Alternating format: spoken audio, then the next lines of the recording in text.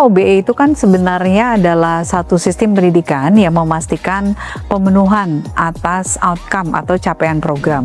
Salah satu tahapan juga yang sangat penting ya untuk kemudian kita menindaklanjuti itu adalah namanya OBE itu belum kemudian bisa kita nyatakan sebagai implementasi OBE kalau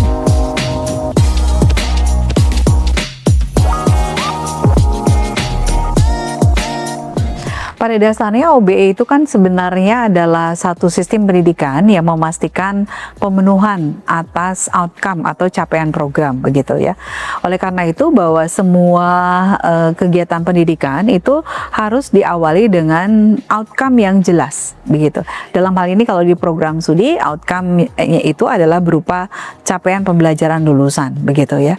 Berdasarkan hal tersebut maka sebenarnya komponen dari OBE itu adalah pertama ada outcome dari program studi yang terukur ya, kemudian yang logis, kemudian yang kedua itu adalah juga ada desain kurikulum yaitu memastikan dan keterkaitannya dengan outcome secara jelas begitu. Kemudian berikutnya juga ada perencanaan pembelajaran yang itu memastikan ya sesuai dengan outcome yang ditetapkan, dan kemudian ada proses pembelajarannya itu sendiri ya, yang tentu saja dalam kita melakukan proses pembelajaran harus memastikan bahwa delivery method itu sesuai dengan outcome yang sudah kita rencanakan begitu. Dan kemudian yang keempat itu adalah bagaimana kita memastikan selama proses pembelajaran maupun nanti di akhir proses pembelajaran kita melakukan assessment yang itu ya sesuai dengan outcome yang dijanjikan begitu ya. Nah, keterkaitan antara apa yang kita janjikan dalam hal ini outcome dengan apa yang kita realisasikan itu bisa dilihat dari kesesuaian dari metode assessment yang kita implementasikan dengan outcome yang kita janjikan begitu.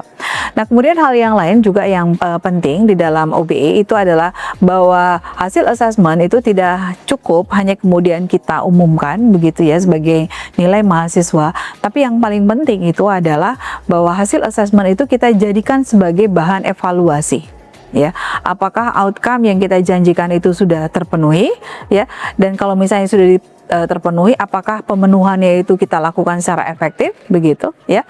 Nah, jika kemudian ada outcome yang belum kita penuhi maka kemudian kita harus mencari apa akar masalahnya begitu ya, sehingga menyebabkan outcome tersebut belum terpenuhi ya.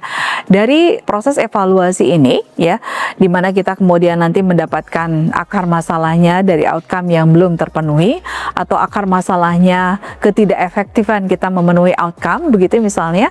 Nah, kita kemudian harus tidak lanjuti ya dari akar masalah yang kita sudah temukan. Berikutnya bagaimana kita menindaklanjutinya.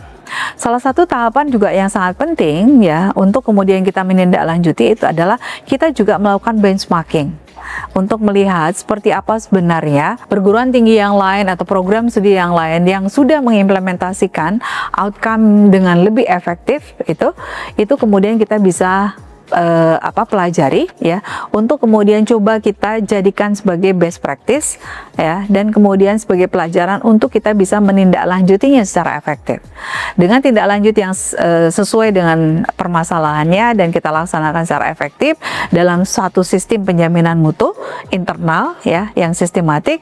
Nah, disitulah yang kemudian nanti kita akan menghasilkan peningkatan mutu ya.